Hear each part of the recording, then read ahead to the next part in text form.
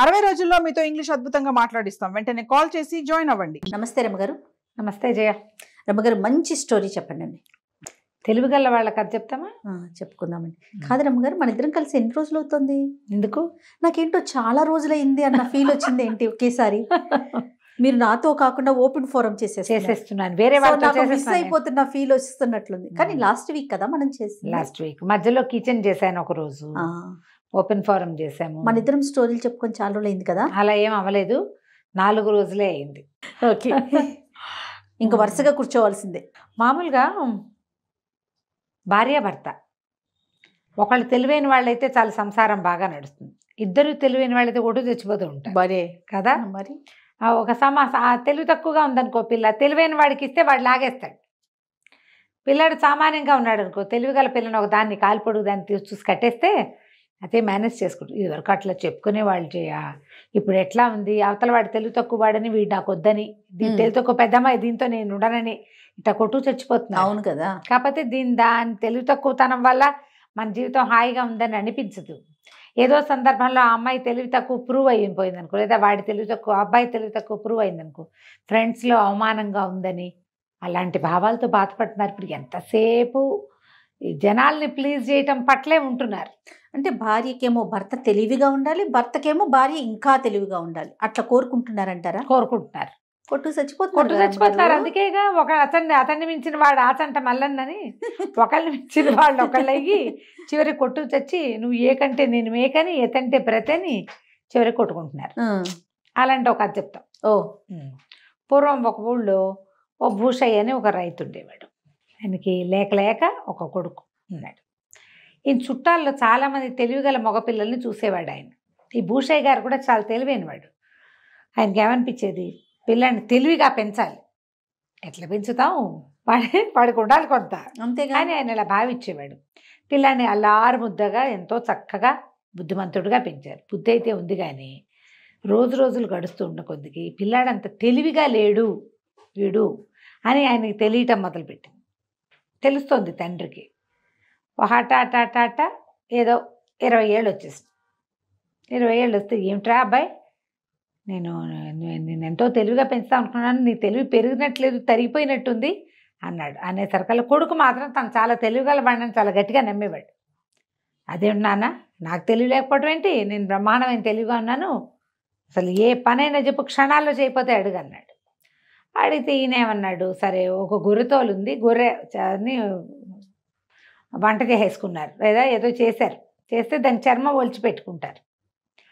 గొర్రె చర్మం ఉంది, దీన్ని తీసుకెళ్ళి బజార్లో అమ్మిరా, చూస్తాను నీ తెలివి అంటే, ఓ బ్రహ్మాండమైన రేటుకి అమ్ముతాను, ఎవ్వరూ అమ్మని రేటుకి అమ్మి చూపిస్తాను నాన్న నీకు అని గట్టిగా చెప్పాడు. చెప్పేసరికల్లా నాన్న అన్నాడు, ఓ గొర్రె తోలిచ్చాను, ఎవడైనా అమ్ముతాడు, అదేమిటి గొప్ప, నువ్వు గొర్రె చర్మము తేవాలి, ఖరీదు తేవాలి, తేగలవా నువ్వు అన్నాడు. ఏమిటి గొర్రె చర్మంగా ఉండగానే దాని రేటు కూడా వచ్చేయాలట వీళ్ళ దగ్గరే, చేయగలవా, అది తెలివి, చేయగలవా నువ్వు అన్నాడు.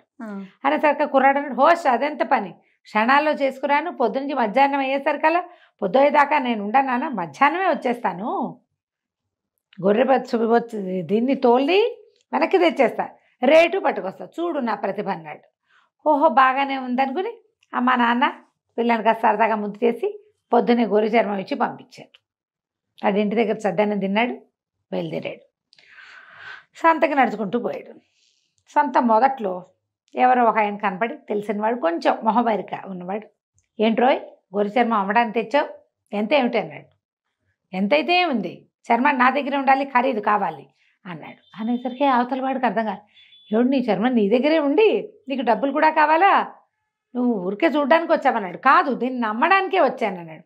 ఒరే నువ్వు అమ్మితే అది అవతలవాడి చేతిలోకి వెళ్ళిపోతుందిరా, అప్పుడు ఖరీదు నీ చేతిలో పడుతుంది, నీ చర్మం నీ చేతిలోనే ఉండి నీ ఖరీదు ఎట్టా వస్తుంది అంటే, అదే తెలివి అన్నాడు వీడు చిటికేసి. అవతలవాడికి అర్థం కాలే, ఊరు నాయన వీడేమిటో విచిత్రంగా ఉన్నాడని, సరేలే సంతలోకి వెళ్ళు, నీ గొర్రె నీ చేతిలో ఉండగానే నీకు డబ్బులు ఇచ్చేవాడు ఎవడన్నా వ్యాపారస్తుడు కనపడతాడేమో చూద్దు కానీ వెళ్ళమన్నాడు.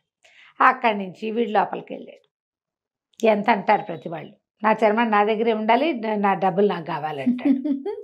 మధ్యాహ్నం దాకా తిరిగాడు, అందరూ వీడు వెర్రి వెధవని ఎవరు వీడి జోలికి రాలేదు. అయితే ఏమైంది, ఆ గొర్రె చర్మం సంకలో పెట్టుకుని తిరుగుతున్నాడు. కాళ్ళు నొప్పులు పుట్టేస్తున్నాయి. సరే విప్ర వినోది ఒక ఆయన ఇది చేస్తున్నాడు, ఇంద్రజాలం చేస్తున్నాడు. విప్ర వినోదులు అనేది ఒక జాతి. విప్ర వినోదులు అంటారు వీళ్ళని. ఇంద్రజాలం గారడి వాళ్ళు. ఈ మామూలు లోకల్ గారడి కాకుండా బ్రాహ్మలు ఉండేవాళ్ళట. ఇందులో ప్రత్యేకమైన గారడి చేయగలిగేవాళ్ళు.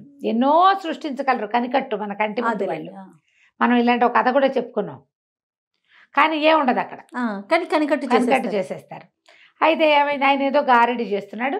ఈ కుర్రాన్ని చూసి, ఏరా అబ్బాయి, నీ జేబులో నీ చంకలోది గొర్రె చర్మమేనా, ఇడితే దీన్ని ఏం చేస్తానో చూడంటే ఇచ్చాడు. ఇచ్చేసరికి ఆయన ఏం చేశాడు, ఆ గొర్రె చర్మాన్ని ఇట్ట జుట్టు ఉంది కాదు, చంకలో పెట్టుకున్నాడు. దాన్ని ఇట్ట నిలబెట్టి తన పైన ఉన్న ఉత్తరయం తీసి దాని మీద కప్పాడు. హ్రీం హోం ఫట్ అన్నాడు. అయింది. ఆ ఉత్తరయం తీసాడు. తీయగానే అంత మామిడి చెట్టు వచ్చింది అక్కడ. దానికి ఒక కాయ కూడా ఉంది. గొర్రె చర్మం పోయింది. జనాలంతా చప్పట్లు కొట్టారు. తల ఒక పావలా ఇచ్చారు. కొంతమంది దండం పెట్టారు. కుర్రాడు కూడా సరదాగా వచ్చింది. అబ్బా పల్లి చేశాడు, ఇంచక్క మామిడి చెట్టు అయిపోయింది, దానికి కాయ కూడా ఉంది, బుజ్జికాయ అని సంతోషించాడు. అందరూ వెళ్ళిపోయారు. వీడు ఒకడు నుంచున్నాడు అక్కడ. ఎవరు లేరు. గొర్రె చర్మం ఏది ఇప్పుడు, ఏమమ్మీ ఏం ఖరీదు పట్టుకెళ్ళాలి తాను. ఇంతలో ఆకలి కూడా వేసేస్తుంది. 3 అయిపోయింది, 3 దాటిపోతుంది. ఆకలిస్తుంది, ఏం చేయను. అటు ఇటు చూసి ఆ విప్ర వినోద్ కూడా మాయమైపోయాడు. ఇప్పుడు ఆయన అక్కడ ఉంటే, ఏమండి నా గొర్రె చర్మం నాకు ఇప్పించండి అని అడగచ్చు. ఆయన లేకపోతే వీడెవడిని అడుగుతాడు. ఇక అటు ఇటు చూశాడు, దిక్కులు చూశాడు, ఏ పక్కకు చూసినా అతను కనపడలే. సరే ఆకలి ప్రాణం పోతుంది. ఈ చెట్టుకున్న మామిడికాయ కొంచెం దూరంగా ఉంది, పలకమారింది. ఆ కాయ అయినా తిందామని దాన్ని ఇట్ట పుచ్చుకున్నాడు. పుచ్చుకోగానే గొర్రె చర్మం చేతిలోకి వచ్చింది. వీడు ముట్టుకునేసరికి మారిపోయింది. ముట్టుకోకముందే కనికట్టు, ముట్టుకుంటే ఏముండదు. సరే అమ్మయ్య దొరికింది, సరే ఇది అని చెప్పి దాన్ని చంకలో పెట్టుకున్నాడు. ఆకలి ప్రాణం పోతుంది. ఎక్కడో నీళ్లున్నాయి, తాగుదామా అనుకున్నాడు. దీన్ని ఎట్టా అమ్మాలో తెలియలే. ఇక సంతలో నుంచి జనాలంతా 4 అవుతుంటే వెళ్ళిపోవటం మొదలెట్టారు. దూర ప్రాంతాల వాళ్ళు ఉంటారుగా, తాను అమ్మలేనని అర్థమైపోయింది. అయ్యో దీన్ని అమ్ముదాం అనుకున్నా, నాన్నకు బోళ్ళని మాటలు చెప్పాను. చర్మం ఇచ్చి ఖరీదైనా తీసుకున్నాను కాను, చర్మం ఖరీదు 2 నాకే కావాలంటే జనాలకు అర్థమైనట్లేదు అని ఏం చెయ్యాలో తెలియక మెల్లిగా అడవి దారి పట్టాడు. ఇంటికి వెళ్తాను. అయితే ఈ విప్ర వినోద్ ఒక ఆయన ఉన్నాడుగా ముందు, ఆయన చెట్టు కింద కూర్చున్నాడు. ఏదో తింటూ పలకరించాడు. ఏమో వెళ్ళిపోతున్నావా అన్నాడు. అవునండి అనేసరికి, నువ్వు భలే మంచివాడు పోయి బుద్ధిమంతుడివి, నీకు మాట చెప్తా విను అన్నాడు. సరే చెప్పండి అన్నాడు. దారిలో ఎవరైనా ఆడాళ్ళు కనిపిస్తే ఆపేక్షగా పలకరించు, ఆడవాళ్ళకి ఆప్యాయతగా పలకరిస్తే ఇష్టం, మంచిది నీకు అన్నాడు. సరేననుకున్నాడు. వీడు ఇలా నడుచుకుంటూ పోతుంటే ఆ ఇంటికి వెళ్ళే దారిలో చెరువులు ఎగురువులు ఉన్నాయి. ఓ పిల్ల చక్కగా ఇంత బారెడు జడ, లంగా ఓణి వేసుకుని, చిన్న ఇంత కొండ పుచ్చుకుని మంచినీళ్ళు పుచ్చుకుని వస్తుంది. నెత్తి మీద ఒక కొండ ఉంది, చేతిలో వచ్చింది. ఆ అమ్మాయిని, ఏ అమ్మాయి బాగున్నావా అని పలకరించాడు. పలకరించమన్నాడు కదా. చాలా బాగున్నాను, అంతా కుశలమే, మీరంతా కుశలమేనా, మీదే ఊరు అని అడిగింది అమ్మాయి.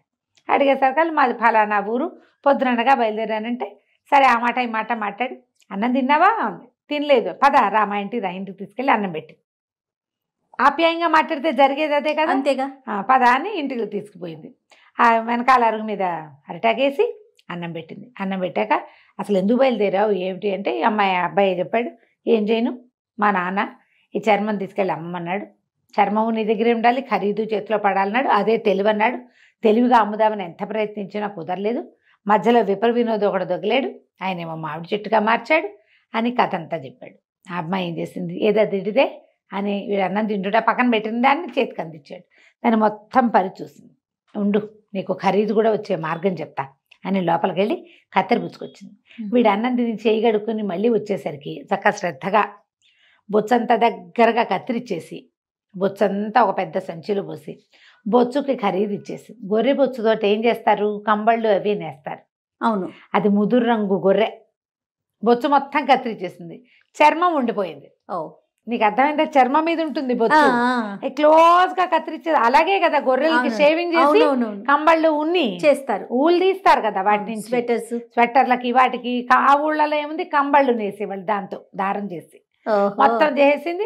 అక్కడి నుంచి ఉన్ని రేట్ ఇచ్చేసింది. ఈ చర్మం చుట్టి చంకలు పెట్టి పట్టుకెళ్ళి మీ ఇంటికి అని. ఆశ్చర్యపడి, ఊరిని డబ్బులు వచ్చేసాయి, అంతే, చర్మం చంకలో ఉంది. నడుచుకుంటూ ఇంటికి వెళ్ళాడు. ఇంటికెళ్ళి, నాన్న ఇదిగో గొర్రె ఖరీదు, గొర్రె చర్మం ఖరీదు, ఇదిగో నీ చర్మం అన్నాడు.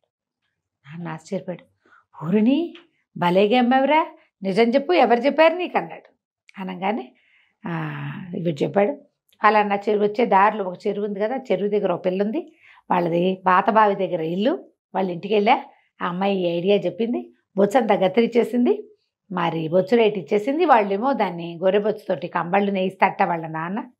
అనగానే ఈయన అన్నాడు, ఒరే ఆ పిల్లని పెళ్లి చేసుకోరా, నువ్వు నీకు 20 ఏళ్ళు వచ్చే ఎలాగో పెళ్లి చేస్తావు, నువ్వు తెలివి తక్కువ పడివి కానీ చెప్పిన మాట వింటావు. అదే కదా, ఇప్పుడు తెలివి తక్కువతనానికి మూర్ఖత్వానికి మాట వినని మాయరోగం ఉందనుకో, వాళ్ళని ఏమీ చేయలేవు. కానీ వీడు అట్లా కాదు, పిప్పర్ వినోది ఆడవాళ్ళని పలకరించు అనగానే పలకరించాడు. ఆ అమ్మాయి అన్నం పెడితే తిన్నాడు, ఆ బొచ్చు కత్తిరిచ్చేసి డబ్బులు ఇస్తే పుచ్చుకున్నాడు. నువ్వు మాట వింటావు, పోయి పరిగెత్తుకుంటూ వెళ్ళి ఆ పిల్లని నన్ను పెళ్లి చేసుకోమని అడుగు, వాళ్ళ ఇంటి వాళ్ళ నాన్న పేరు అని పేరు కనుక్కురా, పెళ్లి చేస్తాను నీకు అన్నాడు. వీడాకి అంతే, ఇక ఆ డబ్బులు నాన్న చేతిలో పెట్టి ఒకటే పరుగు ఆ ఊరు పరిగెత్తుకుంటూ వెళ్ళిపోయి ఆ పిల్లని అడిగాడు, నన్ను పెళ్లి చేసుకుంటావా అని. సరే, ఈ లోపల వాళ్ళ నాన్న వచ్చి ఎవరు అబ్బాయి నాయనా ఏమిటి అన్నీ కనుక్కుని అట్లాగే అని మా పిల్లని నీకు ఇస్తామన్నాడు. చక్కగా ఆ పిల్ల వీడు పెళ్లి చేసుకుని వీళ్ళ ఇంటికి వచ్చేసింది. ఆ తర్వాత వీడు పై పనులన్నీ చేసేవాడు, తెలివిగల ఐడియాలన్నీ పెళ్ళామే వేసేది. చక్కగా సుఖంగా ఉన్నాడు కథ కంచికి మనం ఇంటికి. సో ఇక్కడ తెలివితేటలు ఒకళ్ళవే వాళ్ళ ఇంట్లో, ఒక్కళ్ళకున్నా చాలు, అంతే కదా రమ్మగారు, సంసారం వెళ్ళిపోతుంది కదా, వెళ్ళిపోతుంది. రెండో వాళ్ళు తెలివైన వాళ్ళ మాట వింటే సరిపోతుంది, ఫాలో అవ్వాలి. రైట్, బాగుంది రమ్మగారు. నమస్తే. నమస్తే.